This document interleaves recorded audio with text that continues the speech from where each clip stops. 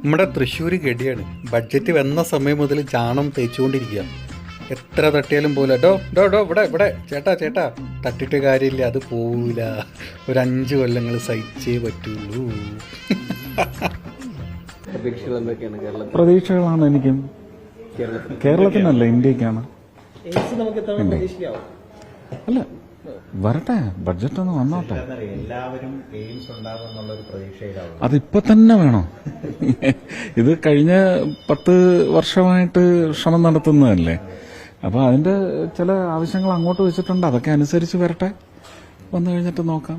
ഞാനും അതിനുവേണ്ടി ശ്രമിക്കാൻ തന്നെയാണ് നിൽക്കുന്നത്. നിങ്ങൾ തോക്ക് കയറി വെടിവെക്കല്ലേ, നിങ്ങളൊന്ന് സമാധാനപ്പെടും, ഇങ്ങോട്ട് വന്നോട്ടെ. എന്തൊക്കെ പരിപാടികളാണ് ഞാൻ വെച്ചിട്ടുള്ളത് അറിയോ? കേരളത്തിൽ മൊത്തം വിമാനത്താവളമാണ്. അത് മാത്രമല്ല, നമ്മുടെ എറണാകുളത്ത് നിന്ന് തൃശ്ശൂരേക്ക് മെട്രോ വരെ വരുന്നുണ്ട്. പിന്നെ എയിംസ്, എല്ലാ ഡിസ്ട്രിക്റ്റിലും ഞാൻ എയിംസ് വെച്ചിട്ടുണ്ട്. നിങ്ങളൊന്ന് തോക്ക് കയറിയിട്ട് വെടിക്കട, ഒന്ന് വെയിറ്റ് ചെയ്യുക, സംഭവം കൊണ്ട് വരട്ടെ. അതപ്പോൾ വരൂ, പിടിച്ചോ. പേരിന് പോലും കേരളമില്ല. അങ്ങനെ വരെ വഴിയില്ല. BJP ഇതര സംസ്ഥാനങ്ങളോട് ചിറ്റമ്മ നയം. മലയാളി മന്ത്രിമാരെ കൊണ്ട് ഗുണമില്ല. മുൻ ബഡ്ജറ്റിൻ്റെ ആവർത്തനം മാത്രം. റബ്ബറിന് ഇടമില്ല, താങ്ങുവിലയിൽ മൗനം. കേരളത്തിൻ്റെ പേര് പോലും എവിടെയും പറഞ്ഞിട്ടില്ല. അങ്ങനെ വരാൻ വഴിയില്ല. നമ്മുടെ ഗോപിയേട്ടൻ അവിടെ ഇല്ലേ? നിങ്ങളെന്താ എങ്ങനെ ചിന്തിക്കുന്നത്? ഞാൻ ഇപ്പോൾ ശരിയായി തരാം. ഗോപിയേട്ട, നിങ്ങൾ പോലെ ഒരു മിനിറ്റ് ഗോപിയേട്ട, ഒരു മിനിറ്റ് തിരക്ക് കൂട്ടല്ലേ, ചോദിക്കട്ടെ. ഞാൻ കേരളത്തിൽ ചെറുപ്പക്കാരില്ലേ, കേരളത്തിൽ ഫിഷറീസ് ഇല്ലേ, കേരളത്തിൽ സ്ത്രീകളില്ലേ, നിങ്ങൾ പോയി ചെക്ക് ചെയ്യൂ, ബഡ്ജറ്റ് ചെക്ക് ചെയ്യൂ, പഠിക്കൂ. അതാ ഞാൻ പറഞ്ഞത്, അവരാരോപിച്ചോട്ടെ. എയിംസിന്റെ കാര്യം എന്താ പറഞ്ഞ? കോഴിക്കോട് ഇറങ്ങിയപ്പോ ആദ്യത്തെ യാത്ര കേരളത്തിലേക്ക് ചെന്നപ്പോൾ എന്താ പറഞ്ഞ? വന്നിരിക്കും. പക്ഷെ അതിന് കേരള സർക്കാർ കൃത്യമായ സ്ഥലം തരട്ടെ, എന്നിട്ട് വരും. അയ്യോ, പേര് പറയുന്നതാണോ പ്രധാനം? ഞാൻ അതാ ചോദിച്ചത്. കേരളത്തിൽ ചെറുപ്പക്കാരില്ലേ, ചെറുപ്പക്കാർക്ക് എന്താണ്? എല്ലാം വരും. നിങ്ങൾ എന്തിനും ബേജാറാവുന്നത്? നിങ്ങൾ ബഡ്ജറ്റ് കണ്ടില്ല? കേരളത്തിലെ ആണുങ്ങളില്ലേ, സ്ത്രീകളില്ലേ, കൃഷിക്കാരില്ലേ? ഇവർക്കൊക്കെ നമ്മൾ വലിയ വലിയ പദ്ധതികളല്ലേ ആവിഷ്കരിച്ച് വെച്ചിട്ടുള്ളത്. നമ്മൾ കേരളത്തിലെ എന്താ പറയുക, ഇന്ത്യയിലെ വിദ്യാഭ്യാസമുള്ള എന്താ പറയുക, ജോലി ഇല്ലാത്ത ആൾക്കാർക്ക് നമ്മൾ ജോലി കൊടുക്കാൻ 2 ലക്ഷത്തിൻ്റെ പദ്ധതികൾ നമ്മളെ മനസ്സിൽ വെച്ചിട്ടുണ്ട്. പക്ഷെ പദ്ധതികൾ പറയില്ല, അത് ഞങ്ങൾ പിന്നെ പറയുള്ളൂ. 10 കൊല്ലം നിങ്ങളെ പറ്റിച്ചില്ല, അതുപോലെ ഞങ്ങളെ പറ്റിക്കും ഞങ്ങൾ. പദ്ധതികളും നമ്മൾ പറയില്ല, ഒക്കെ സെറ്റാണ്, പേപ്പറിൽ ഞങ്ങളെല്ലാം എഴുതി അവിടെ വെച്ചിട്ടുണ്ട്. പിന്നെ കൃഷിക്കാർക്ക് അങ്ങോട്ട് കൊടുത്തുകയല്ലേ. നിങ്ങളെന്താ കഴിഞ്ഞ 10 കൊല്ലങ്ങൾ കാണുന്നില്ലേ? നമ്മുടെ പഞ്ചാബിലെ കൃഷിക്കാർ എത്ര അവരിങ്ങനെ സന്തോഷത്തോടെ നടക്കില്ലേ? ഞങ്ങളെല്ലാം കൃഷിക്കാർക്കാ കൊടുത്തത്. പിന്നെ സ്ത്രീകൾക്ക് കക്കൂസ് വരെ ഉണ്ടാക്കി കൊടുത്തില്ലേ? ഇനി അടുത്ത് ഞങ്ങളൊരു മൂത്രപ്പുരയും കൂടെ സ്ത്രീകൾക്ക് ഉണ്ടാക്കാനുള്ള പരിപാടിയുണ്ട്. ഇതൊക്കെ എന്താ കേരളത്തിലെ സ്ത്രീകൾക്ക് കിട്ടൂലേ? അപ്പോൾ ഇതെല്ലാം കേരളത്തിലെ ആൾക്കാർക്ക് ഉണ്ട്. നിങ്ങളിങ്ങനെ ടെൻഷൻ അടിക്കണ്ട.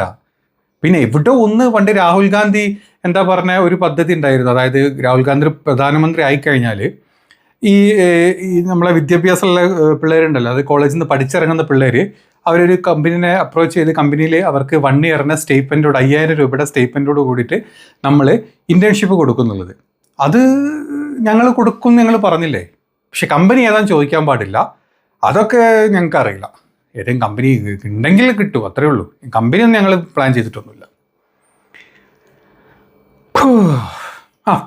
പിന്നെ നമ്മുടെ കോഴിക്കോടുള്ള മറ്റേ എയിംസേ സെറ്റപ്പാ. വെറും ഒരു 150 ഏക്കറല്ലേ നമ്മുടെ കേരള സർക്കാർ തന്നിട്ടുള്ളൂ. ബാക്കി തരാൻ പറ.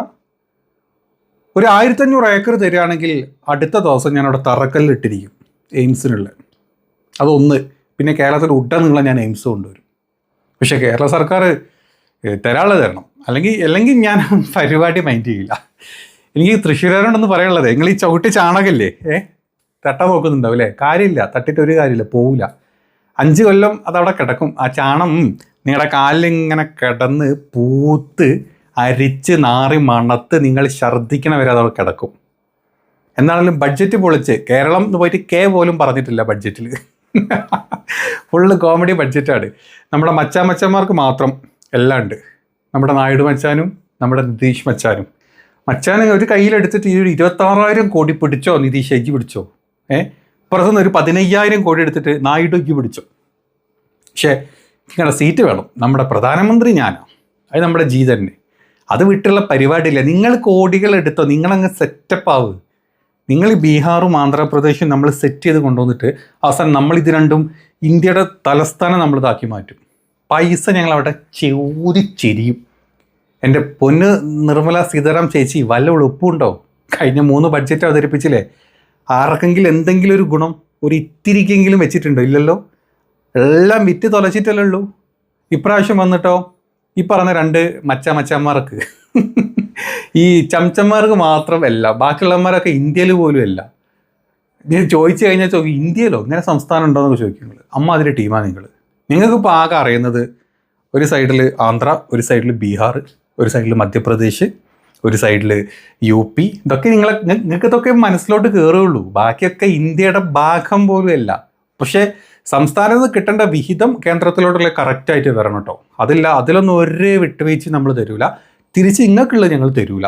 നിങ്ങൾ സീറ്റ് ഫുള്ള് ഞങ്ങൾക്ക് തന്നിട്ട് എന്താ പറയുക, ഞങ്ങളെ കോണകം താങ്ങി നടക്കുകയാണെങ്കിൽ അപ്പം നിങ്ങൾക്ക് വല്ല കോടികളും തരാം. ഇപ്പം നിതീഷും നമ്മുടെ നായിഡുമൊക്കെ ചെയ്യുന്ന പോലെ മോദിജിയുടെ കോണകം താങ്ങി നടക്കുക.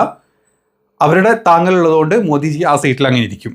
അപ്പോൾ പിന്നെ ഒരു കൊടുക്കൽ വാങ്ങൽ പദ്ധതി അവിടെ എപ്പോഴും വേണം. അതിലൊരു മാറ്റവും ചെയ്യാൻ പറ്റില്ല.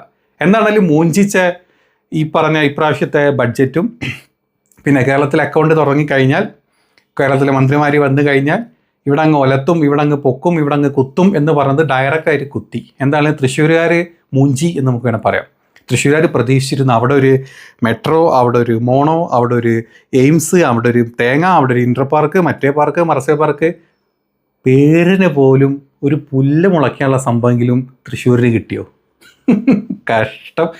ഇപ്പറഞ്ഞ സുരേഷ് ജിയുടെ എന്താ പറയുക ഷിറ്റ് വർത്താനം കേട്ട് നിങ്ങളല്ലാതെ പരിപാടിക്ക് നിൽക്കുമോ? അനുഭവിച്ചോ, താങ്ങിക്കോ. ഇനി വല്ല MP ഫണ്ട് ഉള്ളതുകൊണ്ട് 5 കൊല്ലത്തിൽ അതിൽ നിന്ന് വല്ലതും കിട്ടി തക്കാപ്പിച്ചും വാങ്ങിയിട്ട് അതും വായിലിട്ട് ചാണകം ചവച്ച് അവിടെ ഇരിക്കാം.